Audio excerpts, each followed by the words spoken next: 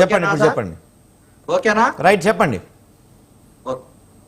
కొల్లు రవీంద్ర గారు ఈ రోజున మాట్లాడుతూ అనేక విధాలుగా రాష్ట్రంలో జగన్మోహన్ రెడ్డి గారు ఉన్నప్పుడు ఢిల్లీ కన్నా కూడా ఈ లిక్కర్ స్కామ్ ఏదైతే విజయసాయి రెడ్డి గారు అల్లుడు, అప్పుడు ఉన్నటువంటి కేజ్రీవాల్, అదేవిధంగా తెలంగాణలో ఉన్నటువంటి నాయకులు కవిత గారు, వీళ్ళందరూ చేసినటువంటి స్కామ్ కన్నా కూడా ఇక్కడ ఎక్కువ ఉందనేదని అభియోగం మోపటం, దానికి సాక్ష్యాధారాలు కూడా ఉన్నాయి అనేది స్పష్టంగా తెలుస్తా ఉన్నాయి.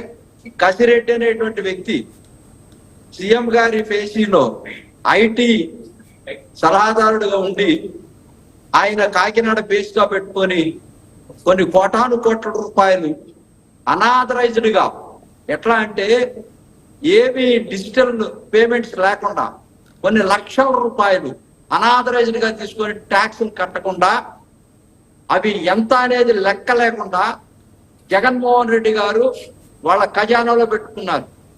ఎందుకు పెట్టుకున్నాడు? సొంతంగా.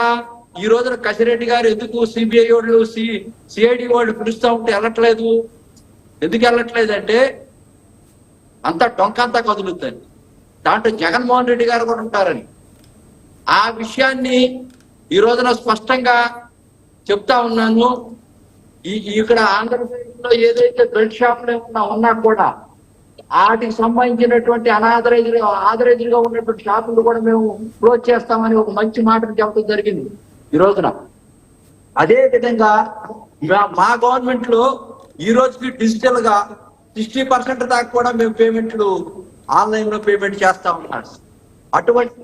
అటువంటి కార్యక్రమాలు ఈ రోజున ఈ యొక్క ప్రభుత్వం తీసుకొని, అటువంటి ఎవరైతే ఉన్నారో శిక్ష పడాల్సిన వాళ్ళు, దోషులు, ఈ కసిరెడ్డి లాంటి వాళ్ళు బయటికి లాగితే జగన్మోహన్ రెడ్డి గారి దాకా, దానికి సంబంధించినటువంటి మంత్రులు, ఆ రోజున చేసినటువంటి కంత్రులు, దానికి సంబంధించినటువంటి చాలా మంది ఆఫీసర్లు, వీళ్ళంతా కూడా ఎవరైతే రిలేటెడ్ గా ఉంటారో వీళ్ళంతా కూడా జైలుకు పోవాల్సినటువంటి పరిస్థితి వస్తుంది. కాబట్టి నిన్న ఎవరైతే జగన్మోహన్ రెడ్డి గారి శవాలను చూసి ఏ విధంగా ఎగిసెగిసి పడతా ఆనందంతో ఎక్కడ శవ రాజకీయాలు చేయటం కోసం రాజగిరి మండలంలో, మరి అనంతపురంలో గతంలో ఉన్నటువంటి ఫ్రాక్షనిజం అంతా పక్కకపోతే ఇప్పుడు కూడా చక్కగా శ్రీరామ్ గారు కానీ, బట్టాల సునీత గారు చక్కని పరిపాలన అందించడం కోసం చంద్రబాబు నాయుడు గారి పాలన చేస్తా ఉంటే, ఇతని రాజకీయాల కోసం, పోలీసుల మీద దుమ్మెత్తిపోయడం కోసం ఒక ప్లాండ్ గా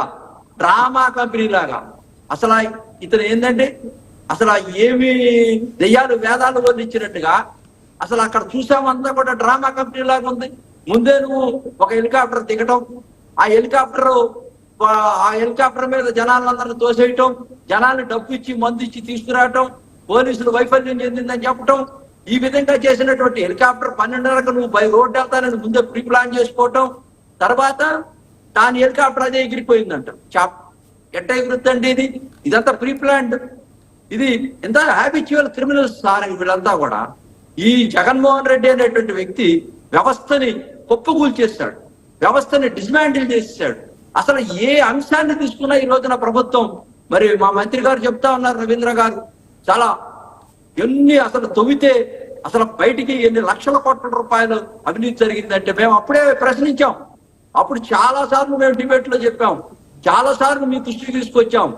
ఏమిటి డిజిటల్ పేమెంట్స్ లేకుండా అనాథరైజ్డ్ గా డబ్బులు తీసుకుంటున్నారంటే ప్రభుత్వమే వ్యాపారం చేస్తూ, ప్రభుత్వమే ప్రజలకు మద్దతు దాపిస్తూ, ఆనాడు ఆ యొక్క ప్రైవేట్ సిస్టమ్ అని తీసేసినటువంటి సిస్టము ఆ రోజున ఆయన గొప్పసానికి వేసుకొని చాలా మంది ఈ లిక్కర్ మాఫియాలో ఉన్నవాళ్ళు వాళ్ళ ప్రైవేట్ కంపెనీలకి ఆ యొక్క మందు సప్లై చేసేటువంటి కార్యక్రమాన్ని అందించడం, వాళ్ళందరూ ఈ యొక్క మందును పెట్టడం, ఈ ధూమ్ ధామ్ జగన్ అనేటువంటి పెద్ద పెద్ద బ్రాండెడ్ బ్రాంతి మందు కలిపి ఇవ్వటం, ఈ విధంగా జనాన్ని తోచేసుకోవటం, చీప్ లిక్కర్ని ఇవ్వటం, ఇవన్నీ సమాజంలో ఏ విధంగా ఎటు తీసుకెళ్తాయి జగన్మోహన్ రెడ్డి గారు? ఇవన్నీ కూడా నువ్వు కట్టు కథలు చెప్తా ఉన్నావు. నిన్న కంప్లీట్ గా మేము చూసాం, నువ్వు మోడీ గారితో అంటకాగి ఆ రోజున ఏదో చేసి ఢిల్లీలో మేనేజ్ చేసి ఈ లిక్కర్ స్కామ్లన్నీ కూడా మేనేజ్ చేస్తున్నావు. ఇప్పుడు నీ బతుకు మరి పోలీసు వ్యవస్థను ఏమన్నావు? నిన్న బట్టలు ఉడితీసా అన్నావు. సిగ్గుండాలి, సిగ్గు లేదా?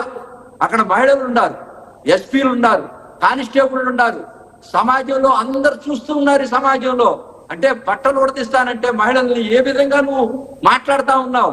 నీ మీద కేసు పెట్టాలా? నిన్ను అరెస్ట్ చేయాలా ఇమీడియట్ గా? చాలా మంది కేసులు పెట్టారు, మేము కూడా పెట్టబోతా ఉన్నాం. ఇది ఎంత దాష్టికం అంటే ఒక మాజీ ముఖ్యమంత్రిగా ఉండి ఏ విధంగా మాట్లాడతావు? రైట్ మాట్లాడతావు జగన్మోహన్ గురునాథం గారు మాట్లాడదాం. గురునాథం గారు అంశం గురించి మాట్లాడదాం. ఒక్క నిమిషం గురునాథం గారు, అంశం గురించి మాట్లాడదాం. ఒక్క నిమిషం అండి గురునాథం గారు, ఒక్క నిమిషం. రామారావు గారు మీరు చెప్పండి, ఏంటి నిజంగానే గత ప్రభుత్వ హయాంలో భారీ ఎత్తున అంటే ఢిల్లీ లిక్కర్ స్కామ్ తలదన్నే స్థాయిలో మద్యం కుంభకోణం జరిగిందని చెప్పి ఒక సిట్ కూడా వేశారు. ఆ సిట్కి ఎందుకు కసిరెడ్డి